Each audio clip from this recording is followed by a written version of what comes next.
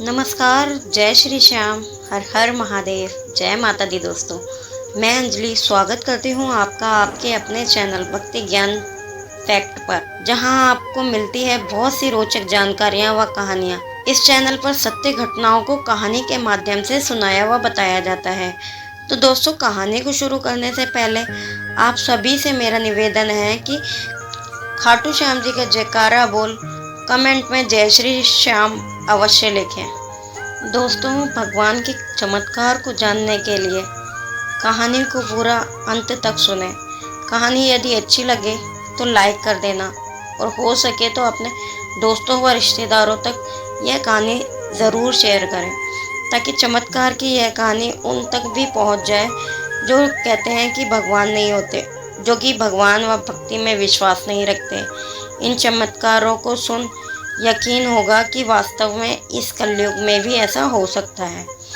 तो दोस्तों, आज की कहानी है अमित जी की, जो कि दिल्ली के दरियागंज के रहने वाले हैं।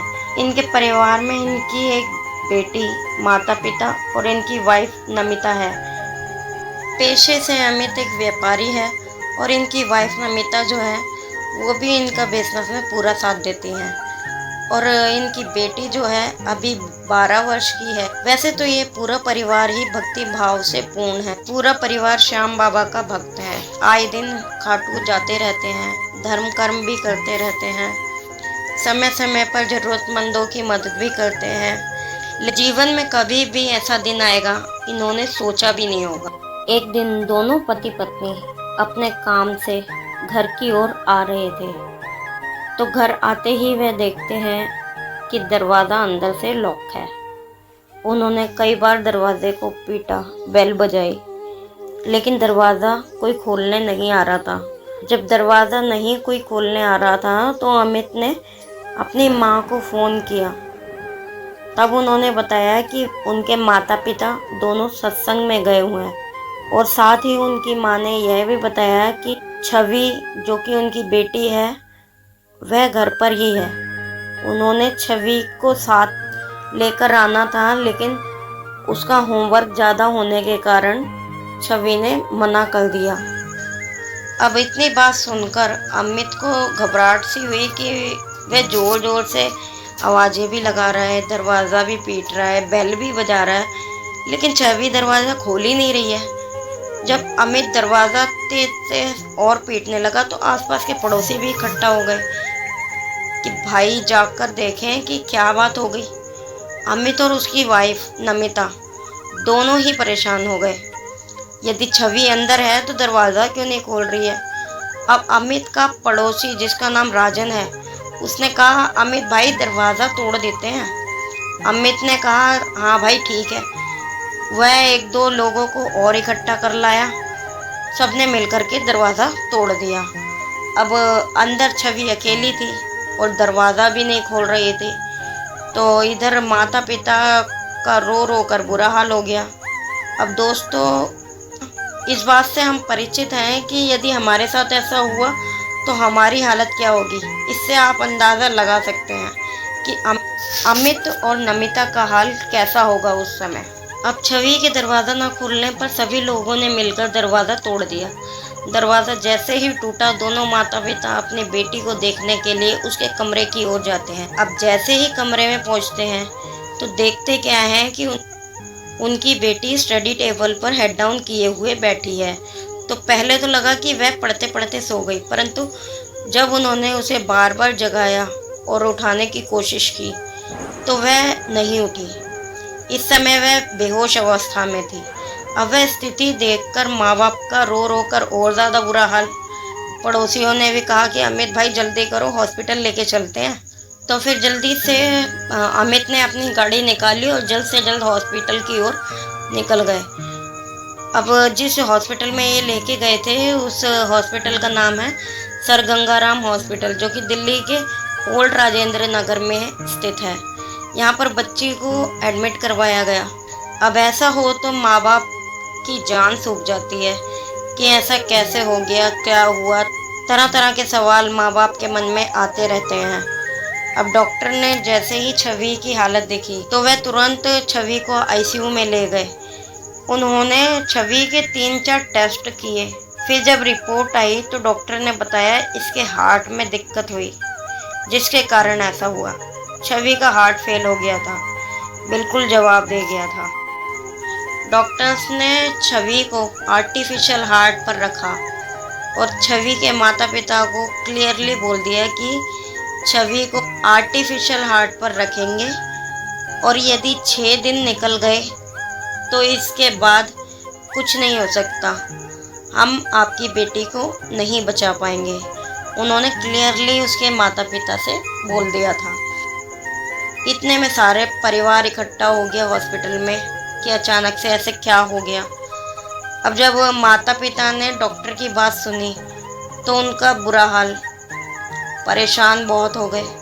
इतने में अमित की वाइफ ने अपने भाई से फ़ोन पर बात की और उसको सारी बातें बताई, क्योंकि उसके मन में, अमित के मन में था कि ये क्या बोल रहे हैं, आर्टिफिशियल हार्ट पर रखने के लिए कहीं कोई अनहोनी ना हो जाए, इसलिए वह दूसरे हॉस्पिटल में चेंज करना चाह रहा था। लेकिन जब अमित की वाइफ नमिता ने बात की अपने भाई से, तो उसके भाई ने कहा कि जैसा डॉक्टर कह रहे हैं वैसे ही करो, यह बहुत ही नाजुक स्थिति है, हम कहीं और किसी और दूसरे हॉस्पिटल के चक्कर में रहे तो कोई अनहोनी ना हो जाए, उससे बेटर इस हॉस्पिटल में ही जो जैसा डॉक्टर कह रहे हैं वैसा करो। भाई की बात सुनकर उसकी वाइफ नमिता अमित से बोली, जैसा डॉक्टर ने कहा है वैसे ही करते हैं और अपने इष्ट भगवान से प्रार्थना करते हैं, वह ज़रूर हमारी मदद करेंगे, वह कभी भी हमारे साथ बुरा नहीं होने देंगे। नमिता ने डॉक्टर से हाथ जोड़कर रिक्वेस्ट की कि प्लीज़ मेरी बेटी को बचा लीजिए, उसको जल्द से जल्द ठीक कर दीजिए। डॉक्टर, मैं उसके बिना मर जाऊंगी। मेरी आपसे यही एक विनती है कि मेरी बेटी को जल्द से जल्द ठीक करें, मेरी एक ही बेटी है, प्लीज़ उसको ठीक करें। और साथ ही श्याम बाबा से भी गुहार लगाती है कि बाबा, डॉक्टर जो कह रहे हैं, क्या आप ऐसा करोगे हमारे साथ? हम तो समय समय पर तेरे दर पर माथा टेकने आते रहते हैं, फिर हमारे साथ ऐसा क्यों हो रहा? तेरी पूजा करते हैं, तुझ पर इतना विश्वास करते हैं, मेरी बेटी को ठीक कर दो, बस मेरी आपसे यही विनती है। नमिता ने इतना कहा और साइड में जा कर के बैठ गई। उसका ध्यान अंदर ही अपनी बेटी छवि पर था। मन ही मन बाबा से बातें करती रही, गुहार लगाती रही कि बाबा मुझे जो मर्जी कर, लेकिन मेरी बेटी को ठीक करो, सब आपके हाथ में है, मुझे विश्वास है आप मेरे साथ गलत नहीं होने दोगे। 6 दिन तक 12 साल की लड़की आर्टिफिशियल हार्ट में रही, स्वयं से लड़ती रही और उसके माता पिता रोज़ श्याम मंदिर में जाकर उसके ठीक होने की प्रार्थना करते रहे। जैसे ही 6 दिन निकले, 7वां दिन आया तो सब चिंतित थे कि कुछ पता नहीं कब क्या हो जाए। अब जैसे ही 7वां दिन आया, उस 7वें दिन की सुबह हुई तो नमिता ने देखा कि कोई डॉक्टर है जो काफ़ी सुंदर है, अद्भुत छवि है उसकी और उसके चेहरे पर तेज, और वह उसकी ओर आ रहा है। अब यह हार्ट स्पेशलिस्ट डॉक्टर थे। इन्होंने बड़े ही प्रेम से नमिता से बात की। देखने में, बात करने में बहुत ही सज्जन पुरुष लग रहे थे। उन्होंने नमिता को दिलासा दिया और कहा कि आप चिंता मत करो, आपकी बेटी पूरी तरीके से स्वस्थ हो जाएगी। की बात सुन नमिता को थोड़ी तसल्ली हुई। वह मन ही मन श्याम बाबा का नाम जप करने लगी और उस समय उसे अचानक से इत्र की खुशबू महसूस हुई और उस दिन पूरे हॉस्पिटल में इत्र की खुशबू फैल गई। अब सब जो हॉस्पिटल में थे सब अचंभित हो गए कि ऐसा क्या हुआ, इतनी सुगंधित, इतनी प्यारी खुशबू कहाँ से आ रही है। अब नमिता उठी और आईसीयू के बाहर से ही देखने लगी कि जो डॉक्टर अभी गए हैं वह किस तरह से चेकअप कर रहे हैं उसकी बेटी का, ज़रा देख तो लूँ। तो दोस्तों, आगे क्या हुआ ये जानकर आप भी हैरान हो जाओगे और श्याम बाबा के दीवाने हो जाओगे, ये गारंटी है। ऐसा चमत्कार ना तो आपने कभी देखा होगा ना सुना होगा। अब जिस बच्ची को डॉक्टर ने जवाब दे दिया था, वह अपने बेड पर स्वयं बिना किसी मदद के उठकर बैठ जाती है और बाहर से जैसे ही नमिता खड़े होकर आईसीयू वार्ड में देखने लगती है, तो वह देखती है कि उसकी बेटी छवि वह बैठी हुई है और उसके मुख पर हल्की सी मुस्कुराहट है। नमिता आईसीयू वार्ड के अंदर चली जाती है और छवि से लिपट कर रोने लगती है और वार्ड में चारों तरफ उसने देखा जो हार्ट के स्पेशलिस्ट आए थे वह अब वहाँ नहीं थे। आईसीयू वार्ड से भीनी भीनी खुशबू आ रही थी जिससे पूरा वार्ड महक रहा था।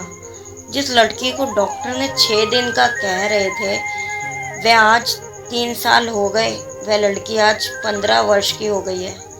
आज तक कोई उसका बाल बांका नहीं कर पाया है। तो दोस्तों, देखा आपने चमत्कार कि श्याम बाबा ने किस तरह अपने भक्त पर चमत्कार किया। ऐसे चमत्कार श्याम के भक्तों पर होते रहते हैं। बस यह है कि बाबा परीक्षा लेते हैं, फिर सब कुछ ठीक कर देते हैं। वह भी अपने प्रेमियों को ज़्यादा दुखी नहीं देख सकते।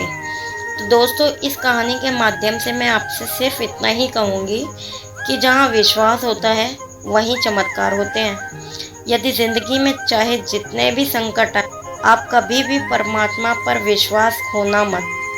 वह ज़रूर आपकी सुनेंगे। आपके इष्ट हैं, आपकी नहीं सुनेंगे तो किसकी सुनेंगे। तो दोस्तों, आज की कहानी में बस इतना ही। मैं अंजलि लेती हूँ आपसे विदा और मिलते हैं किसी और चमत्कार, किसी और कहानी के साथ। यदि आपको कहानी पसंद आई है तो लाइक ज़रूर करें, सब्सक्राइब करें। जय श्री श्याम, जय बालाजी, हर हर महादेव।